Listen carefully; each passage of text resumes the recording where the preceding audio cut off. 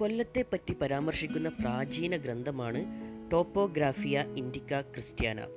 കൊല്ലത്തെ പറ്റി പരാമർശിക്കുന്ന പ്രാചീന ഗ്രന്ഥം ടോപ്പോഗ്രാഫിയ ഇൻഡിക്ക ക്രിസ്ത്യാന.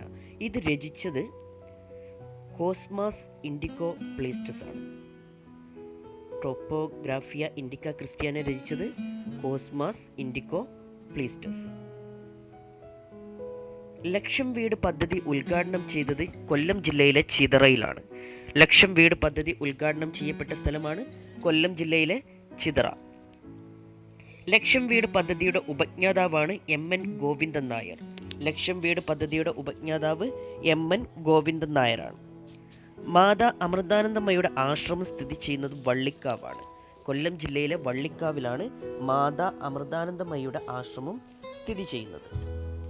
സേതുലക്ഷ്മിബായ് പാലം എന്നറിയപ്പെടുന്നത് നീണ്ടകര പാലമാണ്. സേതുലക്ഷ്മിബായ് പാലം എന്നറിയപ്പെടുന്നത് നീണ്ടകര പാലത്തെയാണ്. ചവറയിലെ ഇന്ത്യൻ റയർ എർത്തുമായി സഹകരിച്ച രാജ്യമാണ് ഫ്രാൻസ്.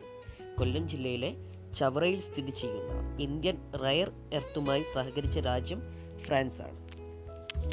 ജഡായു നേച്ചർ പാർക്ക് സ്ഥിതി ചെയ്യുന്നത് കൊല്ലം ജില്ലയിലെ ചടയമംഗലത്താണ്.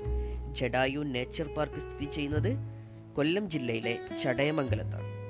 ലോകത്തിലെ ഏറ്റവും വലിയ പക്ഷിപ്രതിമ സ്ഥിതി ചെയ്യുന്നത് ജഡായു നേച്ചർ പാർക്കിലാണ്. ലോകത്തിലെ ഏറ്റവും വലിയ പക്ഷിപ്രതിമ സ്ഥിതി ചെയ്യുന്നത് കൊല്ലം ജില്ലയിലെ ചടയമംഗലത്തുള്ള ജഡായു നേച്ചർ പാർക്കിലാണ്. കേരളത്തിലെ ആദ്യത്തെ കമ്മ്യൂണിറ്റി ടൂറിസ്റ്റ് പ്രോഗ്രാം ആരംഭിച്ച സ്ഥലമാണ് മൺട്രോ തുരുത്ത്.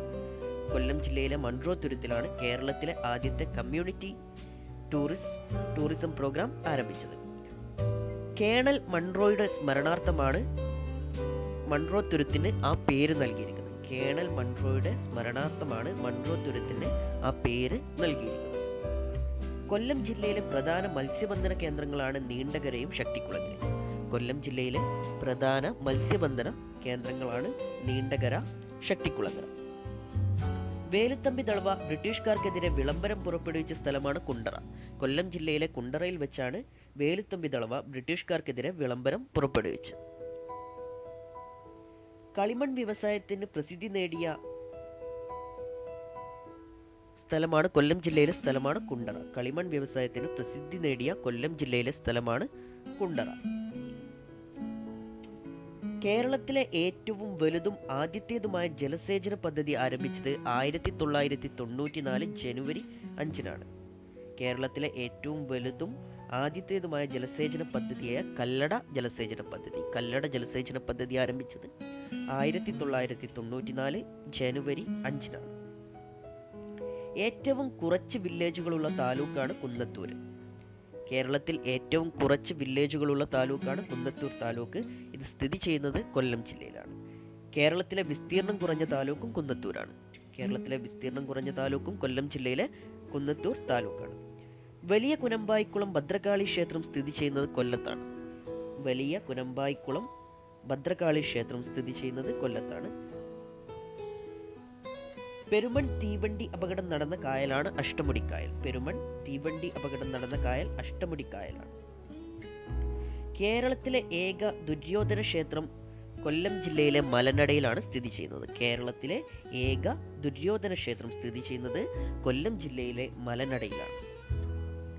അഷ്ടമുടിക്കായൽ കടലുമായി ചേരുന്ന പ്രദേശമാണ് നീണ്ടകര അഴി. നീണ്ടകര അഴിയിൽ വെച്ചാണ് അഷ്ടമുടിക്കായൽ അറബിക്കടലുമായി കൂടിച്ചേരുന്നത്. കൊല്ലം പട്ടണം സ്ഥിതി ചെയ്യുന്നത് അഷ്ടമുടിക്കായലിന്റെ തീരത്താണ്. കൊല്ലം പട്ടണം സ്ഥിതി ചെയ്യുന്നത് അഷ്ടമുടിക്കായലിന്റെ തീരത്താണ്. കേരളത്തിൽ ഏറ്റവും കുറവ് കടൽ തീരമുള്ള ജില്ലയാണ് കൊല്ലം. കേരളത്തിലെ ഏറ്റവും വലിയ രണ്ടാമത്തെ കായലാണ് അഷ്ടമുടിക്കായൽ. കേരളത്തിലെ ഏറ്റവും വലിയ രണ്ടാമത്തെ കായൽ കൊല്ലം ജില്ലയിൽ സ്ഥിതി ചെയ്യുന്ന അഷ്ടമുടിക്കായലാണ്.